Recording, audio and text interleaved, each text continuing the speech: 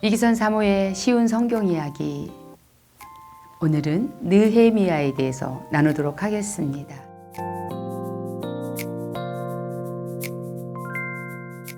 느헤미야의 뜻은요, 여호와께서 위로하신다라는 뜻을 가지고 있습니다.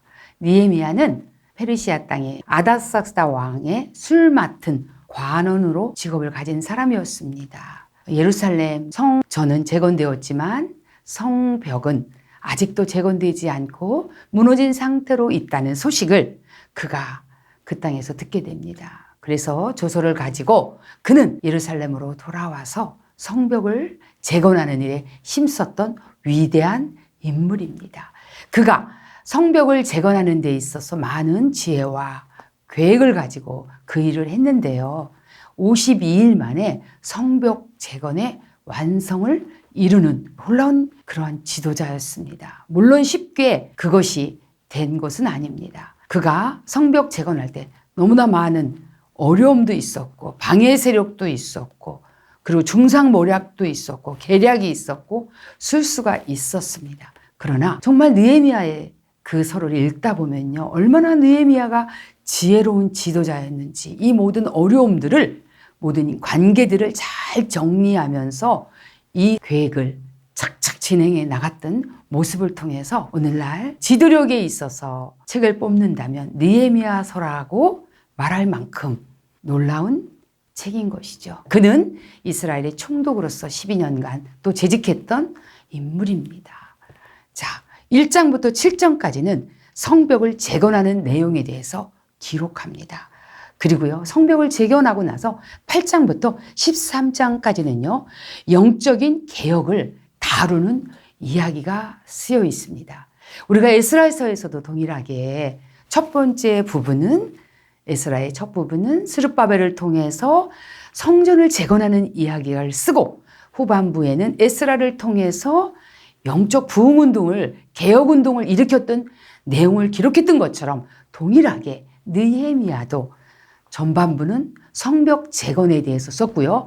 그 다음에 8장부터 13장까지는 영적인 개혁을 에스라와 함께 이루는 내용을 다루고 있다는 사실인 것입니다. 자, 그래서 8장부터 13장까지 에스라와 함께 영적 계획을 이루는데요. 제가 한 말씀을 읽어드리도록 하겠습니다.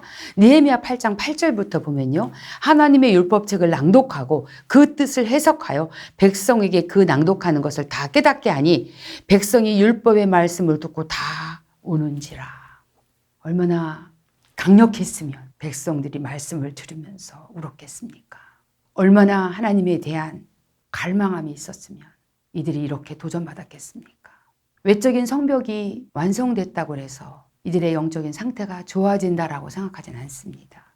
왜냐하면 우리의 진정한 내면의 성벽이 완성될 때야만이 하나님 앞에 우리는 바른 성도가 될 수 있다라고 생각하기 때문에 그렇습니다. 그렇다면 전반부에 성벽 재건과 10개의 문을 달게 돼요. 그리고 8장부터 13장까지 영적 부흥 운동을, 말씀 개혁 운동을 느헤미야와 에스라가 이 백성들을 깨우치는 일을 하게 되는 것이에요. 포로 귀환 시대에 예루살렘으로 돌아와서 이러한 운동을 할 수 있었던 위대한 인물 누굽니까? 바로 에스라와 느헤미야라는 지도자를 하나님이 세우셨다는 거예요. 왜 그랬을까요? 그것은 바로 이 백성을 사랑하시기 때문에 이런 종들을 숨겨놓으시고 훈련시키시고 준비시켰다가 다시 돌아온 백성들, 소망이 없는 백성들, 우리가 앞으로 어디로 나가야 되지? 과연 우리는 어떻게 살아가야 되지? 라고 고민하고 갈등하고 있는 혼란한 백성들 속에 하나님 말씀으로 저들을 가리키고 훈련하고 다시 율법으로 돌아가는 그런 무브먼트를 일으켰을 때에 이 백성들이 어떻게 됐을까요? 하나님의 뜻을 따르고 온전한 예배 가운데 나아가는 데 있어서 힘썼을 거라고 저는 생각이 되어집니다. 그때 느헤미야와 에스라가 그 시대 가운데 개혁했던 내용들은요, 안식일과 안식년을 지켜라, 이방인과 통혼하지 말아라, 그리고 성전세를 내거라, 너네들이 헌금을 안 하니까 레이족속과 제사장들이 다 돈 벌러 가고 자기 일 힘쓰지 않냐. 그래서 말라기를 통해서 선지자를 통해서 11조를 강조시키고 그 다음에 헌금할 것을 그런 헌신들을 요구하는 그런 정책을 쓰게 된 것입니다. 저는 오늘 이 느헤미야의 말씀을 통해서 왜 하나님은 성벽 재건을 하게 하셨냐는 것입니다. 그것은 바로 성벽이 갖고 있는 의미는요, 보호라는 의미를 갖고 있어요. 공격용이 아니에요. 나를 보호하는 것이 원수로부터 보호하는 것입니다. 원수가 내 삶에 들어오지 못하도록, 함부로 들어오지 못하도록 문을 달게 하는 것이죠. 10개의 문을 답니다. 여러 가지가 있는데 동문, 샘문, 골짜기문, 분문, 마문, 양문, 어문, 여러 가지 문들을 달게 해요. 다 의미가 있습니다.